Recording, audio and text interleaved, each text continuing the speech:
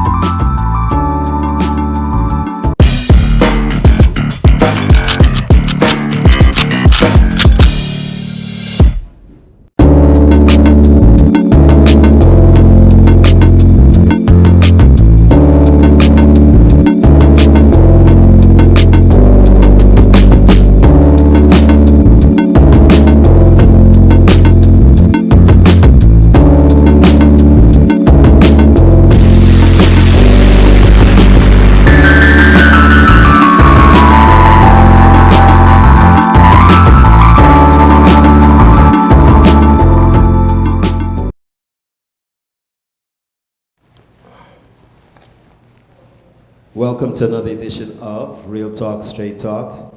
Very special edition. And you know what, as usual, I'm very bad host. I never say hello to the people that are on the panel. So let me start right there. Hello to everybody online. Let me introduce, first of all, my panel, Pastor Thomas, and I'm gonna say on my left, and it might be your right, I always get confused. The chief. And he keeps reminding me, Colin, stop doing that, because he's actually the deputy chief. That's it. And Sergeant Ozzy. In a few minutes, Pastor Thomas will introduce everybody. But before we do that, I want to give a special thanks to Ollie. And Ollie is the, what is Ollie? Ollie is a company that does interior design. Did I get that correct? Commercial interior design. So I want to thank Ollie for providing us with the, they allowed us to relocate our studios today, and so we're using them. They're one of our community partners, and in a minute or two we're going to talk about what our community partners are. So once again, I want to thank Ollie, which is located at 717 Richmond Street, which is right here where our studios is, and more importantly, where the Wayne Community Center is. Today, as I said, is a very special broadcast because this is our first, and I'm going to take my mic off. I'm more comfortable this way. Today is very special because this broadcast is the first time that we have actually had an audience in the house. This is our first open forum, and I want to thank the Wayne Community Center for organizing this. Also want to thank London Police Services. This is our Community Connect, and Community Connect is an initiative that was started by the Wayne Community Center in association with us here at EVOMM3, whereas we want to develop community partners. Community partners would be the City of London. Community partners would be, as we have here, London Police Services. Community partners don't always have to be an institution. They can actually be a person. And those partnerships we will endeavor to develop over the course of as long as it takes. Right? So once again, I want to welcome everybody to evomm3.com. We have quite a few people in the house, and I'm going to turn it over to Pastor Thomas. Pastor Thomas, welcome again. Thank you. And the floor is yours. All right. Good evening, everyone, and I thank you guys so much for tuning in today into a special event that we want to continue to cultivate and to grow called Community Connect. It is very important for the community to have connections with institutions, especially like London Police Services. And I would really want to thank Deputy Chief Betts for coming here today, and really him and I were having a discussion in regards to what it means to communicate or to have the Black community collaborate or work together or be in sync with the London Police Services. And also we have Sergeant Ozzy here, and he as well is very much into community. Community for both of them in their bio, they link together and they're unified in what they have done and continue to do for community. So community is very important, not only to them, but also to us as well here at the Wing Community Center. We want to change that narrative. Why is it that we have a bad net cognitive response, or there's something negative with our community when we say police? And I know when I was growing up, we knew police were to protect, serve, and to protect. But over the years, that gap has widened. So by having these kind of connections, thank you both so very much, we want to close that gap. And the only way we can do that is we have to speak and let our voices be heard and start to ask the necessary questions that needs to be asked. So I'm going to introduce Deputy Chief Stuart Betts, joined the London Police Services on July 15, 2019, after more than 2 decades. Wow. It doesn't look like 2 decades, eh? Wow. Of policing with York Regional Police, where he served in a variety of roles, including uniform patrol, community-oriented response, criminal investigations, support services, including tactical unit, air support unit, and canine unit, real-time operations center, strategic services, executive services, and district commander of policing in the city of Vaughan. So he has a wide, diverse experience within the police services, and we thank you so very much. Thank you for having me. He does have a lot more, but I'm going to go on and he can tell us more about himself when I turn the floor over to him. I want to introduce Sergeant Ozzy Nethersole. Yes, correct. And he joined the London Police Services in March 15, 2005. But the unique thing is he was already in the police services in Toronto for 8 years before coming back to London. That's correct. Because you are from London. From London. Wow, I have a question South to end of ask you London. already. South end of London. I'm sure we have viewers watching already from South End of London. So if he can do it, you can do it too, guys. Sergeant was assigned to the Uniformed Division General Patrol with 1 section, and after being on patrol for 1 year, he was reassigned to Traffic Management Unit Downtown Community Foot Patrol, 2 section, and I'm going to ask him to explain 2 section, 1 section, but I guess he will do that as well so we can get an understanding of that. General Investigation Section, and Auto and Arson, and Community-Oriented Response Unit. So you can see that some of their skills or where they were working before, both of them, is unique. And you can see that they really want to do something for the community. Before I pass it over to Deputy Chief, right? I said it right? Oh, yeah, because I say chief all the time. That's why I'm just double checking. For you can call me Stu. Okay. Woohoo! I'm making my way up there, okay? That's it. And we are part of the anti-racism, anti-oppression panel for the police services.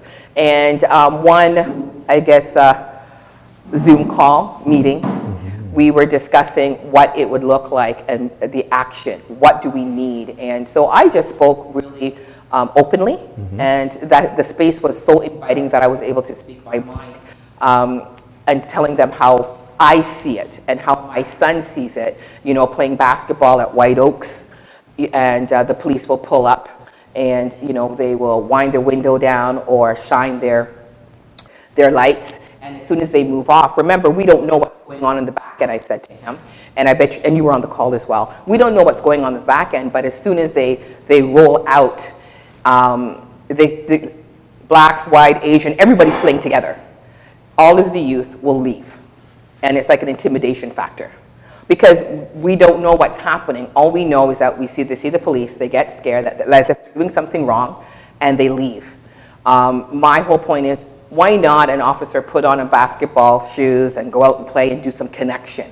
I know when I was growing up in Toronto, and that I was actually raised in a Newmarket area, and we had those connections. I would walk on the street and say hello to the police officers. I don't see that with my community now, but I want that to change. What is it that we need to do? We have to have these community connections. And I thank you both for being here. Thank you for having us. You're welcome. So I'm going to pass it over to you now. Fantastic, and I appreciate that generous introduction. And really, I guess, I'll give you a little bit more about me. Yes. And how I got here. Yes. So my introduction to policing really was walking to school. I grew up in Scarborough. That's where I started. Scarborough, yes. I grew up in Scarborough, and I had a great positive interaction with a police officer who took the time to show me what he was doing, where he was doing it, and it was right outside of my little elementary school where I grew up. I went to Sunday school in Melbourne, in the Melbourne Plaza.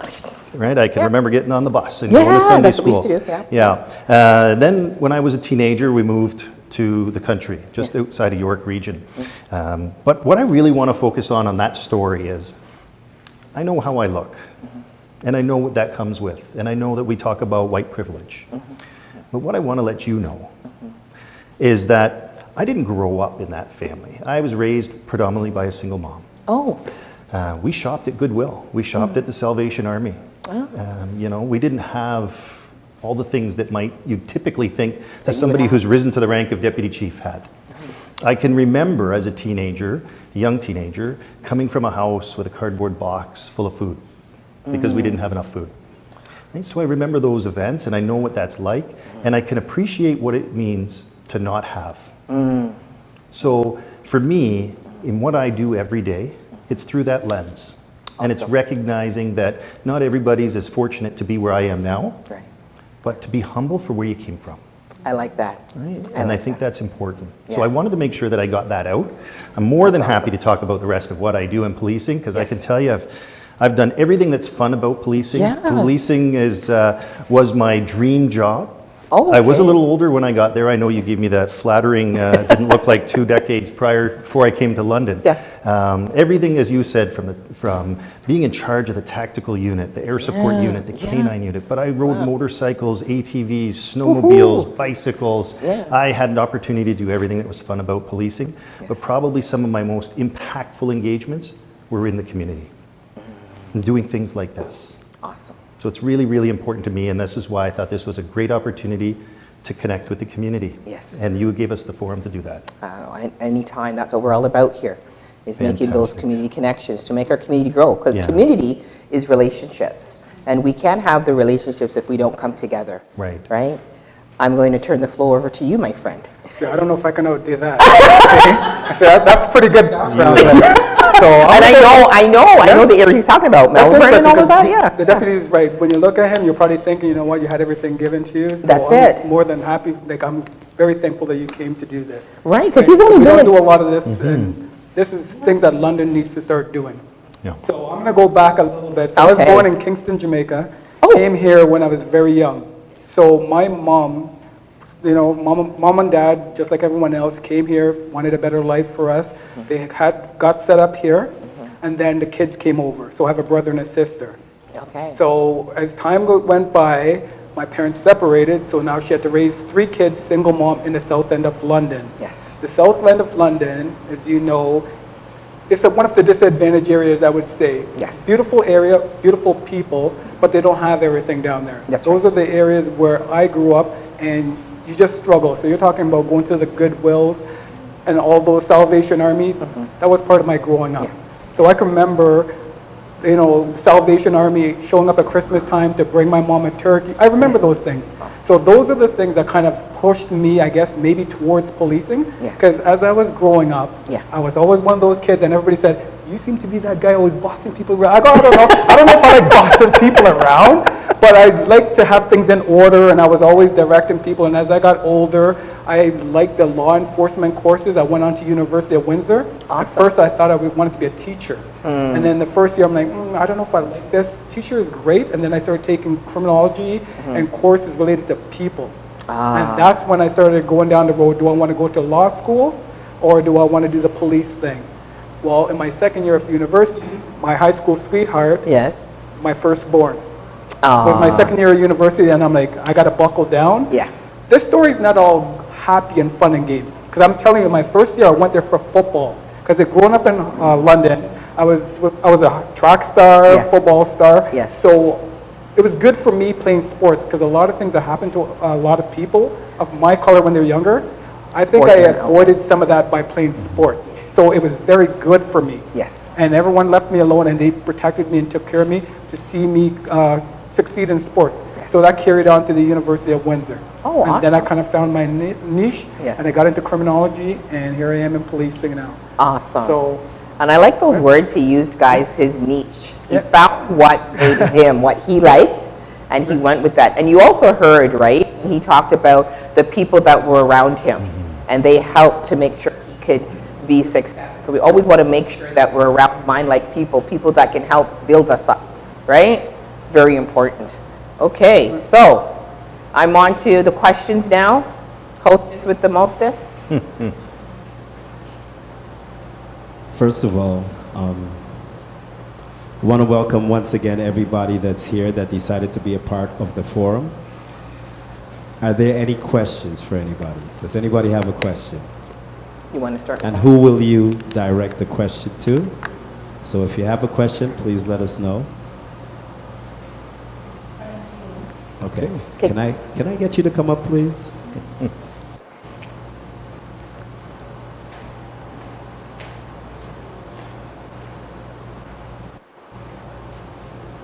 Thank you. My name is Aluel. I'm from South Sudan. I came here 21 years ago as a young girl, went to high school. Life is not easy, and I'm raising boys too. So, being a mother of 5 boys in this society is so afflicting for me. Because when I grew up, back home, we don't really see different colors. We only see one color, which is just being black. So then when we come here now, there's different colors, there's different nationalities and different things that goes on. And culture shock is a big thing. We have different culture. And then when we come here, we have a different culture. So my question is going to the police and the law itself, law enforcement, and what happens behind what with the youth. And as a mother of a youth, I'm always afraid, as Pastor Sanders said earlier, that when the kids are playing in the basketball fields and they see the officer, they're always running away. Because what it is now is all about their life being gone, but it's not working as a community. And we want that to be something that we can look up to, something that we can create. It doesn't happen by itself. It takes everybody to create, as it is. They said it takes a village to raise a child. It doesn't have to be one person. It has to be the community. So now, as a mother of boys, that I'm always afraid of these things. As an officer or as someone working in the police field, how do we go about, and how do we get help, especially me, asking you this, because a lot of South Sudanese kids are on the street. A lot of kids are drugs addicts. A lot of kids are alcoholics. A lot of kids don't have parents to teach them because they don't have English as a language. So then they can't get help that they want from their families. So, and they go out, and the society is not giving them the help that they want. So now what they see is, oh, a black man is good just to be a drug dealer. A black man is good to just run on the street and doing that. And then tomorrow, a black man is good to just die on the street because they're not worth it, or they don't see themselves as worth it. So how do we go about in that? And how do we, as parents, work with the police or with the communities to bring us together so that we can work together to avoid all these problems? Thank you. Okay, great question. Yeah, very good question. Great question. And I think it speaks to a few different things, and I've got a bit of an answer, and I know Ozzy's got a bit of a story. So why don't we do it that way? So you're absolutely right. And what you've spoken about here really is a society issue. It's a community issue. And we're part of that community. And I heard you use the word law enforcement, and I think I'd like to change that narrative a little bit. Because the police isn't just about law enforcement. That's one thing of what we are supposed to do. What we're mandated to do is only one part is law enforcement. Equally important is community service And that's part of what we're doing today. And I think if we can break down those barriers, Pastor T talked about, we used to be able to say hi to a police officer, and we don't see that anymore. It's a two-way street, because the police officers can say hi as well, and we should be saying hi. And when you talked about driving into a parking lot and not rolling down the windows, I can tell you that from a deputy chief, and I know many other leaders in the police services, they want our officers to roll down the windows. We want them to get out and say hi, and we want that, and to make that connection. And that's on us. We're part of that solution. So we own that piece of things in order to reach out. And you should feel safe, and you should feel confident, and your boys should feel confident to do the same. Somebody's got to start it. And hopefully today, we're helping to make that happen. And hopefully your boys, if they saw me down the street, or they saw the Sarge here on the street, they would say, hey, how are you? I saw you. And talk to us. And I think we have to start with our words. That's really important. I know Ozzy's got a story here. I have a story, same thing. My mom growing up in the South End, she would look at myself and my brother, and everything you're telling me right now is what she had concerns for me going out there. I guess with my personality and always being able to talk like that, it always worked out for me, because I always had a smile on my face. I was never confrontational, but I can always remember her saying, do not get in trouble with the police. Do not let the police bring you home. So as a young boy, we never had police showing up at my house when we were younger. I don't remember any family members getting into trouble. So I don't know if that was from my mom planting that seed in my head, because my dad never got in trouble with the police, and my mom never got into trouble with police. So for me, as I was growing up, I was like, is this a cultural thing? Like, where are you getting this from? I've never been in trouble with the police, but you're kind of planting this seed in my head. So I would be nervous going around. I would remember driving down in the South End of London, see the cruiser behind me, and I had my little part-time job. I worked. And I just went to my football, ran track, and I worked all the time, didn't get into any trouble. And I was nervous. I was almost pulling over before they activated their lights. And I would just sit there like this, and my documents were ready. And I was nervous, and I was shaking. I was thinking, please, don't give me a ticket. I didn't do anything wrong. I didn't know why. It's just a feeling that you had inside you. But as time got better, I'm just like, no, I'm going to talk to them. I didn't do anything wrong. But the thing is to be respectful. Because I know what happens is when you think you have done nothing wrong, you dig in. Well, you don't know what that police officer is doing on the other end of that. So that's my advice, is kind of talk it out, play it out, be respectful too, and ask the right questions. And just don't jump to conclusion and take things in your hand. Because it could end up bad for you that you meet the wrong person on that day, and all of a sudden you're in a confrontation, yelling at each other, arguing with each other, when it could have just been sorry, I thought you were somebody else, or sorry, I just wanted to check your documents, and then you're on your way. I was very fortunate when I was younger. That's all they did, check my documents, and I was on my way. But once I got into policing, what you're saying, I do personally. So those boys of yours, they don't have to say hi to me. I will see those boys, and I will reach out to those boys. Because I will see them on the street, and I'm like, hey, how's it going? And it would actually break the ice. So we always expect the police to do everything. For one situation, I go, no, it works both ways for everything. So I can come and I can approach them. They can approach me. It's not just the police or the boys. I want them to come up to me. Hey, officer, how's this? I was in the South End today. What are you saying? Playing basketball. Were you? I was in the Millbank complex, and they were so happy to see us because we were down there playing basketball. And Mom, exactly what you said, we never see you. We never see you until something goes bad, and then you show up and you want our help. And I'm like, that is so wrong. So that's why we try to do these outreach things. And believe me, the deputy and myself, we talk about it all the time. We need to get out there more as police and make these connections. Especially when the kids are young. These are young kids. They're all under 13, 14 years old, the one that we were playing against. So we just joked around, brought them some treats, and they had some one-on-one conversation with us. But off to the side, the parents were talking to us. Hey, you know what? Can you guys come through here a little bit more? Just so you know, this happened, but nobody showed up for that. Or they did, and it took a while. And if it's something that I can explain to them, I would explain it to them. Because we are busy on the road, and there's times, well, all right, maybe you had something stolen, we just can't come right away for that. But it's nice to be that explained to you, that you just didn't forget about me altogether. Thank you for that. I have to applaud for that, because that is the first step.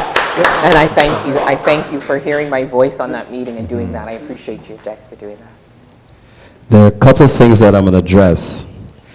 Whenever we have these forums, and I can't say whenever we have these forums in London, because originally I'm not from London. But I'm going to deal with the London dynamic. As you see, we decided that, Pastor Thomas decided that she's going to have this forum. We emailed, we Facebooked, we did everything. And we got our hopes up, and I'm thankful for the people that are here. But the general response is, why should I go? Why should I go? Why should I go? People are very hesitant, right? One of the things that we all are trying to do is address those issues. When I'm going to go back to the George Floyd situation, and there was so much uproar, not just here, but you know, in the U.S., obviously in the U.S. where it started, but it came to Canada as well. London, Ontario, even in London, Ontario. And at some points there was, you know, the arguments were contentious. There was defund the police. There was a few other arguments, but the biggest one was defund the police. And I'm going to speak personally. I can't speak for Real Talk, Straight Talk. I can't speak for EVOMM3.com. But what I will say is that if we're going to talk about defund the police, let's find solutions. You can't just say do this and there's no clear-cut solution. The next thing I'm going to say is, and it's being done right now, is let's open up the dialogue and see where the police stand, right? I'm proud of what Pastor Sandy is doing, because I think I've been here for close to 20 years, and this is the first forum of its kind that I've seen. However, on the defense of the police, when I first got here, there used to be scholarships offered through the police services in conjunction with the Congress of Black Women, right?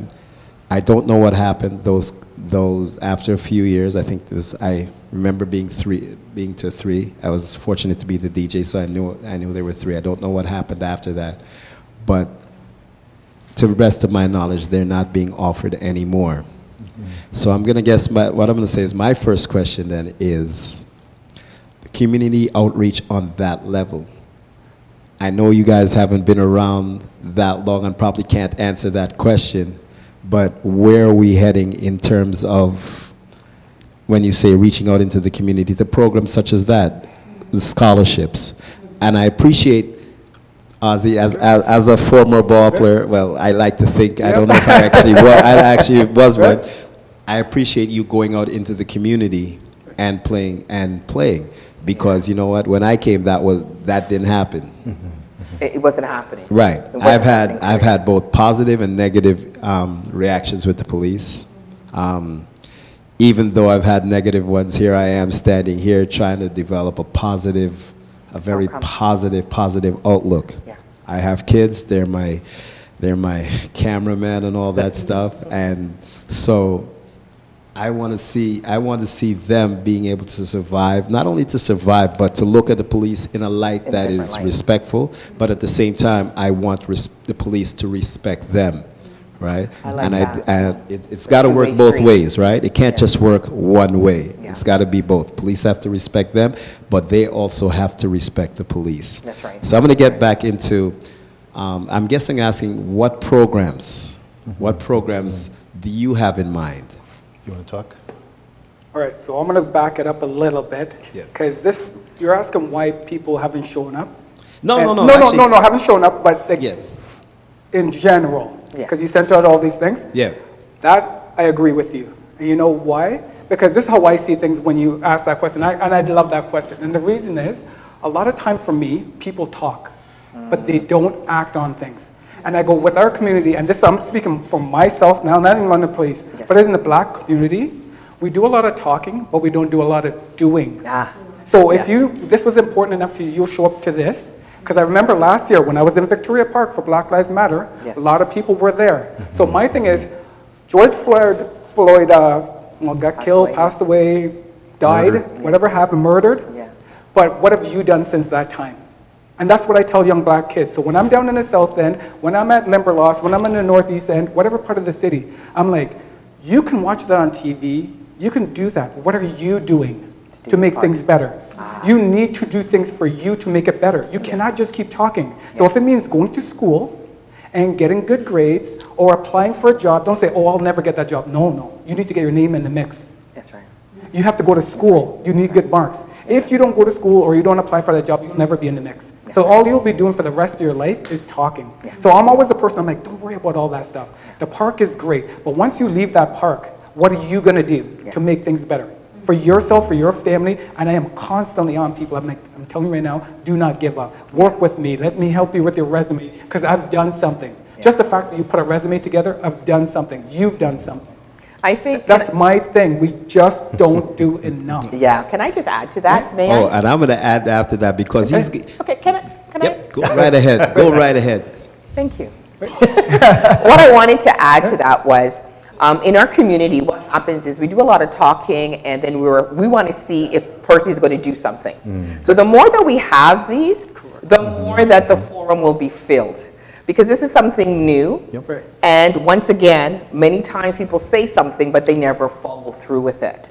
And so now they're getting to understand, when this lady says something, she's a woman of action. She's going to do it. So the more that we can do this, you can do what you're doing in the community. Get more officers to do that. Not just blacks, but white officers too. Everybody, because it's about the human race. It's not about color, guys. But because of the disadvantages that have been taken, this is why we have to focus on the black community. But we should be focusing on the community in a whole. And so the more that they can see this happen, and what you pointed out, where parents can come and you had parents talk with you, and they can feel that space that they belong, then we will see it grow and grow and grow until it has to have its own show, right? And then we leave Colin alone, and then we get someone else to be the hostess with the mostess. Oh, man. That's cold. That's cold. Colin, you're doing a great job. I've only been working with her for less than a year, and I feel like I'm already. If you get a chance to look behind me, there's a backdrop, and it happens to be that there's a downstairs, and I feel like I'm ready to be pushed over. But to get back to Sergeant Ozzie, I happen to have a panel, and one of the members that have been on my panel is here. And listening to you talk, I can say that some of the same things you said, he said on the panel, right? In a different way and under different topics. Right. But I'm thinking in my head, that sounds like Professor Omar to a certain degree. I had to look around and invite him, but I know he's ready. Right. So I'm about to bring up. Are you ready, sir? He has his question. Let me introduce Professor, and he is a professor at Fanshawe College. Correct. Excellent. And he's also been a part of the RTST panel, and he still is, because our panel is about, I think, 8 or 10 right now. Right. So let me hand it over. Okay, thank you. So there was the Black Lives Matter protest last year, I believe. Yes. And I know they have made some demands on the city, the police in particular, and I just wanted to know if any of the items that they had put forward to you guys, if there was any action on those items, and if you could tell us what they were. Well, do you have an example of what some of those are? No, I know one of the things they were talking about is like redirecting resources from maybe personnel of police into some other social aspect of policing and stuff like that. But I just wanted to know, like, if you guys had met with them, if you had a conversation, what came out of it? Yeah, so our door is open and we want to meet. We're here. We want to talk. We did redirect $500,000 towards mental health. And we created what we called the COAST program. And so through that, we've redirected funds to partner with our community partners in St. Joseph's, CMHA, and LHSC, I believe, with police officers. And their engagement is proactive with people who have mental health issues, not reactive. We're trying to prevent something by moving it upstream, getting it into a non-confrontational place before somebody's in a place of crisis. So when we know that people are struggling, we proactively reach out to those folks And we do what we can to connect them, again, community connects, Yes. to connect them to the community and to the resources that are available to them so that they don't find themselves in a place of crisis with the police.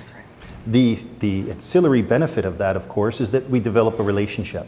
So should they find themselves in that crisis, they'll already have a positive working relationship with us and our community partners. So we did redirect some funds to that, absolutely. Okay, Can very good. sorry, can I add one more thing Of to that? course. I have one specific for my unit. I'm the supervisor for a community services unit, and I have the school resource officers under my command. Yes. So the school resource officers have been taken out of the school, and it's been temporarily being reviewed right now. I think we're one of the only cities that haven't just suspended the program altogether. We're reviewing the program. So right now, we're waiting for 2022. We're going to form a committee, and we're going to see if we can make it better. Because there are officers needed in some of these schools. Like, there's people that need assistance, and we can help them and help them graduate. There's times when you're scared to go to school. I'm like, no, you have the officers, and you will talk one-on-one with them.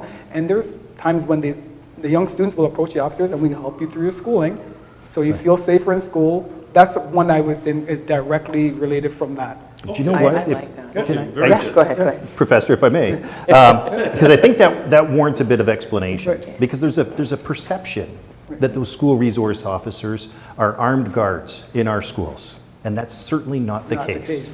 They're not stationed in that school. They visit and they rotate through a series of schools, and it's not like there's an armed police presence in every school in this city, and there has never been an armed police presence in every school in this city.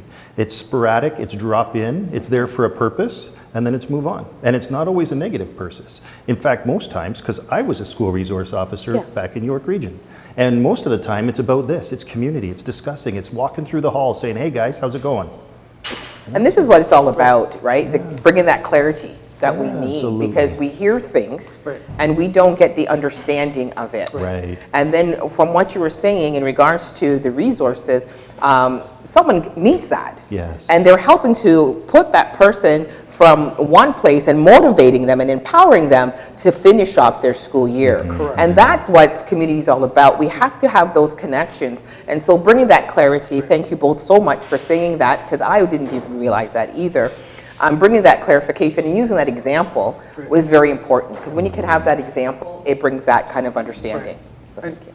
Sorry again, and to add on to that, in the first week of school, one of the schools in town, they had an incident. They called us, myself and my diversity officer, we went there.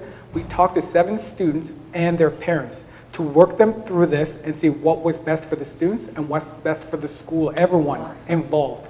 So that took a week for us to do that. That's not something that I know that everyone's like, nope, we don't want them in the school. I'm like, no, I have to go to the school, because I know this is going to turn into something bigger if we don't nip this in the butt right now, and we need to talk to these students. So we brought all 7 in with their parents, and the parents were very thankful at the end.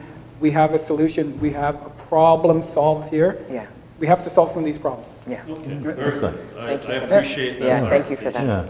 Now, I know recently there was a report in Toronto that talks about how disproportionately the African Canadian community gets involved with the police, and they're like 4 or 9 times more likely to be arrested or to be killed in some type of confrontation.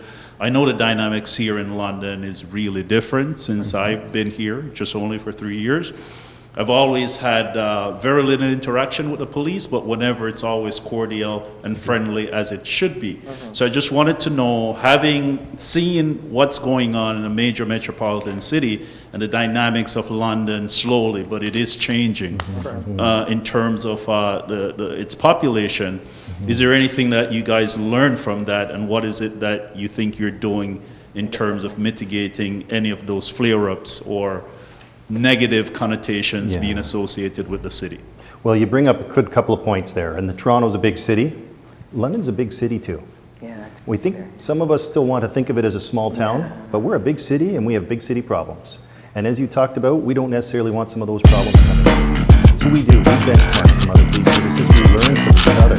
We don't isolate ourselves, and we connect. We connect to our other police partners. What worked, what didn't work. We see where things may have gone wrong in one organization or a community, and we learn from that. Similarly, they learn from us, because sometimes we make mistakes as well. So, we have picked up some lessons along the way, and for me, this is one of those lessons. Sitting here today is one of those lessons. We participating on the anti-racism advisory panel under the direction of our police services board, probably one of the few in this province that does something. The London Police is undertaking a systemic racism review of all of our policies, our procedures, and our interactions with the public, as well as internal interactions with our own members. So this is another piece, and that individual works for me directly, and she's at an arm's length. I don't direct her what to do. She gives me the reports and says, here you are, here's what my findings are, and once those have come in, we have committed to making that public, so that people can see this is where, and what we've discovered. And by the way, she's a person of color. Oh, awesome. She's not a hand-selected, and she's a professor who part-time teaches at Western with 2 PhDs. There we go. So she's highly qualified to conduct this. Wonderful. And Yeah. just my follow-up question, because I know the audience. Yeah. So I know last year there was a survey. I'm not sure if it was the London Police Services that initiated it, but I read in the press that there was a survey about perceptions of Black and Indigenous people in terms of how they relate to the police. So I wanted to know if you could shed some light on that, considering just months ago in London, in the press, there was one family that mentioned that there was a group of people that showed up outside of their house, rowdy, intimidating with some implements, and they did reach out to the police, and it took the police in excess of 3 hours to actually show up and investigate that. Thank you. Okay, fantastic. And I can speak to that Okay, great. because I know the answers. Oh, great. So I'm glad you asked that question. So that survey you're speaking of is part of our review, our systemic racism review. So great follow-up question, because that's exactly what the purpose of that was for. And it's to hear some answers. That review isn't ready to be published yet because the professor is pulling together all her data. I've read some of the initial responses, and I can tell you, some of it's pretty uncomfortable to read. Some of it's uncomfortable. It's not all bad. There's many good things that have been said, and I appreciate that, but I'm not comfortable with some of the things that weren't well done, or at least what have reported not well done. The incident which you spoke of, right? So that was investigated. There are some nuances around that particular case, which is often the case, right? Is that the press doesn't necessarily, the media isn't always right on time of what's happening and when it's happened. So the particular person that you spoke of, we did resolve that issue. But I can tell you that our response was based on the information that was provided to us at the time. And that information was that the immediate threat to her and her family had already passed. So she was in a place of safety when that call was made to the police. And that threat had already passed when we got dispatched to that call. So that's how that actually unfolded, and I can absolutely appreciate the delay in getting to those types of calls. Because that wasn't very long, You know, right? we are sitting at anywhere between 150 and 170 calls waiting to be serviced by the London Police Service. I can ask a question. Absolutely. What's the reason that it took that long to respond to that call? For other high priority where people's safety was in jeopardy. Okay. So what we have to do is we have to triage. Okay, yeah. Who's at the greatest jeopardy at this particular time, and where do my resources need to go? So we will always deal with an active my life's in danger situation before we can get to somebody whose life is already safe, Okay. albeit not ideal, Right. but it's safe Yeah. for now, right? So yeah. So there's a lot of variables that have to be put in place in order when Absolutely. calls come in. Yeah. Now, is that because of lack of police officers in the force? Well, now that's a loaded question. Leave it to me.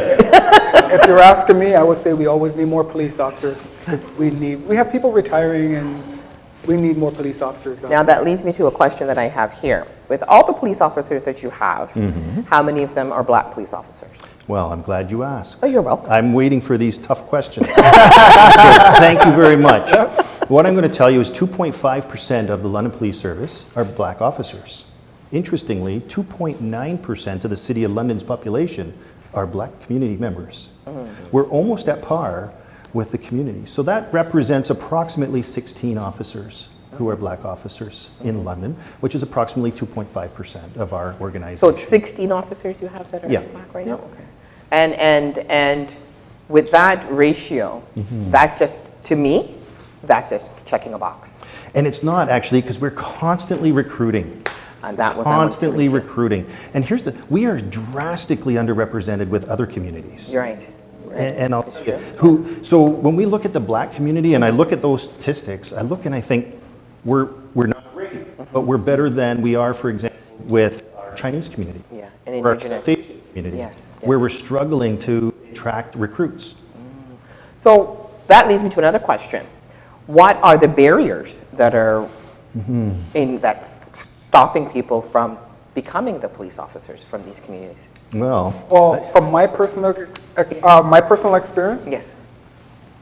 when I was younger, my mom didn't want me to be a police officer. Yeah. So I think that could be a barrier in itself. So like that young mom that was talking earlier, maybe she came from a country that the police weren't looked up on fondly, and now you come to Canada, you're like, I don't want my son or I don't want my daughter getting into policing. We get that from a lot of cultures. But I know from Jamaica, I came here, my mom's like, I don't want you being a police officer. But when I got hired as a police officer, best job ever, don't mess it up. Oh, that is such a good job. Good paying job, Yes. you got a pension, Yes. you got benefits, do not mess that up. But you didn't see the struggles I went to get that. I kept on, but the thing is I had good people around me. Yes, All you those said that, coaches and teachers all the Yeah. way along were like, Ozzy, no, you can do this, you can be the firefighter. Like, come on, like, do it. The part of the story I missed is when I was coming out of high school, I didn't have all the marks yet, but I was killing it in sports. They're like, if you want to go on, you need to get your marks up. And I'm like, what are you talking about? If you need to go on, you need to get higher marks. It's not just about playing sports in high school. Right. So I'm like, what do you mean? So I went to my guidance counselor and he goes, you need to take advanced courses. So your general courses aren't going to cut it. So I had to go back to night school, Yeah. summer school, Yes. and the advanced classes that I had, Yes. you better get those marks up. Yes. So it took me a full year, and Yes. then I got them all up, and then I was eligible to go to university. I like So what you're telling that's what us, I'm yeah. trying to explain to everyone. You can just keep talking, but there's things that you have to learn along the way, Yes. but you have to listen to people. When people are reaching out to you to help you, I'm telling you, I was a young kid. I didn't care if you were white or black or whatever color you were. You were giving me good advice. It was good advice. Yeah. Straight out. Yeah. So it's the humble. We have to be humble. Correct. We You have know, to be humble. now I want to ask, because you also mentioned about barriers. Yes. And let me tell you what we're doing to take down some of those barriers. Oh, wonderful. So we have an officer in our, so we have a diversity unit, Yes, first off, yes. which their whole job is reaching out to the diverse communities. Okay. Great job. Yes. And they know every single community event, I want an invite. Right. And if I can go, I will go. Yes. That's their standing direction. Get me an invite. Okay. Hence the reason we're here. You know, I participated in a whole host of things. We participated in the Indigenous Run Oh, not too awesome. long ago, right? Awesome, awesome. But we also have a member in our recruiting unit, a member who's a person of color. His whole job is mentoring applicants to the London Police Service. White, black, That's what we Asian, need. South Asian, doesn't matter. Yeah. His job is to identify where they might be struggling Yes. and mentor them so that they can be successful. And I have had a number of people, because I sit on those interview hiring panels, Yes, yes. a number of people Yes. that he was a direct mentor for to help to get them over that tough spot and We to need to have him on. overcome some of those challenges. Yes, You know, yes. I will tell you that we had a young woman who was in recently, and she's successful, by the way, in getting hired, at least getting through that next stage towards hiring. Awesome. And one of the questions I asked her is, in our interview is, what do you see as one of the main barriers to a career in policing? Now, she's not from Canada, she's from overseas, person of color. You know what her answer was? Shocking me. Shocking. Her answer was, I'm thinking probably bribery, because if the police pull you over, or that somebody's going to try and bribe you to get out of trouble. That's her frame of cultural reference from where she grew up. You see different barriers, different and variables. This is what she brought. And I said, you know, let me tell you. Let me put your mind at ease. You won't have to face that here. That is not the challenge you're going to have here. Wow. But that's what she brought with her. Yeah, yeah. And that was the perception she had as Yeah. as a major barrier, is that the police will take bribes. Yeah. And that's so not the case. It goes to environment to the environment that you're raised in, right? Or the community environment, right? And so that can play a big part in it as well, right? So having more of this, having that sergeant or that officer come on and talk about the education piece, having those discussions and continue to have the community connection, I think is vitally important. Yeah. I'd say it's vitally important. If there's one thing you can take away from that question, I would say though, is the mentorship. So That's if what it's I not love. policing, I love it's the that. firefighters, the nurse, it's the teacher, whatever. I don't Yeah. care what profession you're in. Yeah. If you have someone that's done it before and they can kind of guide you through, even if it's policing, Yeah. we walk some of these people through and go, this is what you're going to expect as a question. Kind of research this, do some reading on this. mentorship. This, and then it's the mentorship is the number one thing. I have one Right. question before I pass it back over to you, hostess with the mostest. Oh, Okay. man. I want to talk about the carding. May I do that? Yes, you can. I'm sorry. Of course you Okay, can. thank you. So I have a question that I want to ask. You know, we're all talking about this, which is great, but there are some things I want to ask. Is carding still a procedure and that is being used by the London Police Services? If so, what does it entail? If not, has it been eliminated and replaced with what? Right. And when people are getting carded, why? What is the response? How I'm can going they answer? to start with that one. So the regulation Yes. is Regulation 15 for 2016. Okay, So that's when or 58 for 2016. 58. Right, Write this 58 down, somebody. for 2016. Yes. And it's actually called Collection of Identifying Information in Certain Circumstances. So that's the regulation. And it exists, right? And it's called, it's Collection of Identifying Information in Certain Circumstances. Commonly referred to as carding, as you've heard, street checks, which is what more commonly what it's called here in London. And it's still a viable tool for the police, but it comes with certain restrictions. Right? So, ahead. I wanna yeah, hear. and I'm, I was waiting for some tough questions. You came prepared. I did come prepared. I want to hear what these restrictions All are. I right. want, and how do we work around it? What do we do when that happens? Right. Because I've shared you my story, what happened, right? And how do we deal with that without having our young men or our young women get anxiety, Right. get scared, and say, I'm going to have to go and face the ground. Yeah, yeah. Right. So there's a couple of things here. It's probably important to start with what's not street checks Okay. or what's not carding. Okay. Right? Police officers can pull you over for example, as a driver in a car. Yes. Because we can check to see if you have a valid driver's license. Yes. That's not a street check.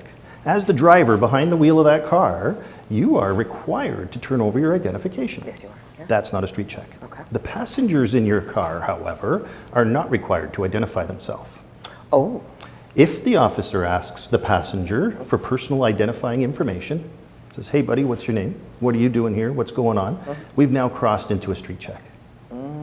Right? So now there are certain provisions that kick in. I'll just give you that one example and I'll Yes. come back to those provisions. Yes. Trespass to Property Act.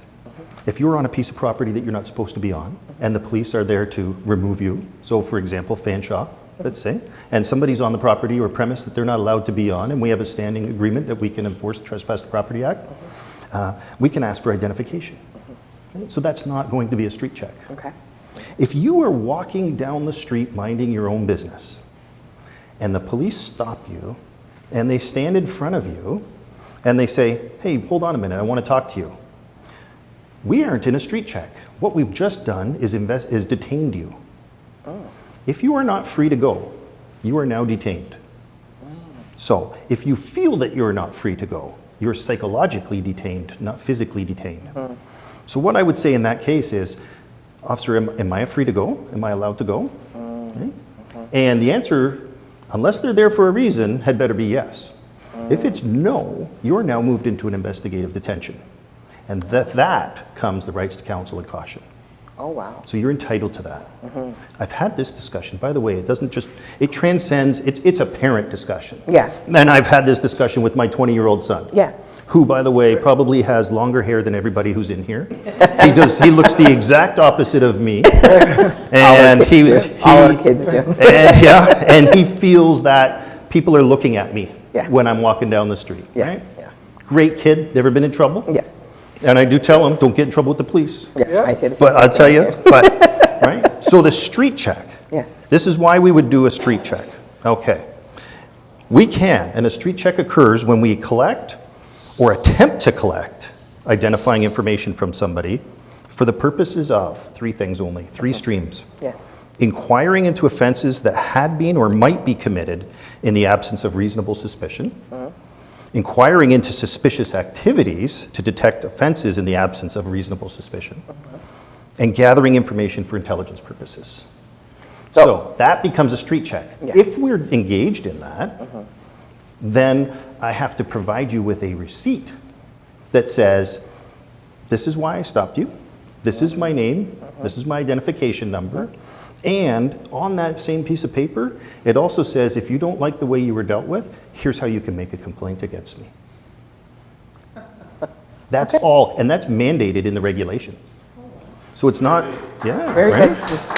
See, and this is why this is needed. Right. This is why this is needed because I never knew that. Right? And I shared my incident with my son, and that would have helped him a lot. Right? Just to ask the one question, you know, because he was just walking. Sure. Just saying, am I being detained? So let me tell you from the legislation, what's not a Yes. street check? Yes. If the individual is required by law to identify themselves, so we talked about a traffic stop. Yeah. Okay. If the individual is under arrest, if the individual is physically or psychologically detained, we talked about that. If we're engaged in covert operations, so let me bust a myth. Okay? If you ask the cop, are you undercover because you got to tell me if you are? Yeah. That's not true. That's TV. Okay? That's TV. That's TV. That's TV. So if we're involved in an undercover or covert, we don't have to tell you that. Yes, yes. Okay. If we're executing a warrant for arrest or a search warrant, okay, and if we're investigating a specific crime, then we don't. So that's how we get there. Yeah. Right? Yeah. So it does, Thank you it's for still that. a provision that's allowed, Yes. but I can tell you London Police haven't been engaging in street checks. And as much as the public is concerned about street checks, so too are the police. So that legislation came in with a very short period of time to educate the police. It is it's not a very long piece of legislation, but it's probably one of the most complex, convoluted pieces of legislation. It's a regulation that isn't easy to understand. It doesn't point us in a straight direction. And we had very minimal time to be trained on the complexities of what it is, when we can use it, when we can't use it. And so most police officers are not comfortable doing street checks. And so they won't engage in that. That's very good to hear. Yeah. That's very good to hear. And I know I had a talk with you about the street check or Yes. carding part. Yes. I would think the most important part, say, especially for a mom like that, Yes. and I know her boys are extremely young, but as you get older, Yes. do not get confrontational. You ask those questions, you get the card. If you want to file a complaint, do that. Do not get yourself in an argument or in a wrestling match. I'm like, you know what? You can walk away from this. It might be upsetting to you. Go and tell you or whoever else, or go down to the police station. We will deal with it. And believe me, we will deal with it. Yeah, that's the part, you know. We say don't get confrontational, but it's what was that term that you used? It's the psychological part It is. that, It is. that comes up. Sure. And so when they get stopped, it's the fear that builds up to make them think, okay, I didn't do nothing. Correct. What's happening? And then they go from 0 to 100 Correct. because they feel that in their mind something has been violated. So over time, I'm hoping by more of these, it will de-escalate that. Does that make sense? Absolutely. And then we giving more education pieces, and instead of the community running away from the police, we can have the gap is being closed in. We'll have more of our community wanting to become police officers and women wanting to become police officers, and those doors will be open. Because there are more departments to the police than just being, what do you call it? General patrol. General patrol. Right. And so we'd like to have that conversation too, but I know Colin is trying to tell me something, so I better pay attention. Yes, hostess with the mostest. This is one of the few times I'm actually able to impose my will. I know I'm going to pay for this tomorrow morning. On that note, I'm actually going to thank everybody. Are we out? Oh, Went over time, sorry. no apologies are necessary. The reason I'm ending on that note, because I like that it actually is going to end on the carding. And for next week, I'd like to start back with that again, because that's one of the points that needs to be explained, not once, not twice, because there's so many people that have been hung up on the carding issue. Right. As to the psychological, and I'm going to end on that note, coming from a Caribbean background, and it's not just relative to the Caribbean, you know, certain African countries, just certain countries, period. There's already a fear or a distrust of police. And so it makes its way from there to here. It's embedded, Right? And I think we've all talked about that in a little bit, that's a psychological aspect of it. Just because you come to Canada doesn't mean all of a sudden you have trust in the police. It's still there. So one of the things that I'm thankful that we're all engaged in is being able to break down some of these myths, the stereotypes, and everything that comes with it. So once again, I'd like to thank, first of all, our guests, our panel, of course. We're going to be doing this next week. And like I said, we're going to start back with the carding issue. I also want to talk about the legislation. I wanted to see where legislation fits in and if police have an impact on legislation. So that's something of a deeper issue. This has been another edition of Real Talk, Straight Talk. On behalf of, and I get to say this, the Wien Community Center, our other community partner, once again, I want to give thanks to Ollie. For providing us with this space. We're going to be back here next week, right? And this episode, once again, will be replayed on Thursday from 7 to 8, and then it goes to our YouTube channel. So there are many ways. If you miss and if you think there's somebody out there that should have seen this episode, let them know, right? They can watch it. And we will be back next Tuesday. Thank you once again. And I think the techs know this is what we call a blackout. Excellent.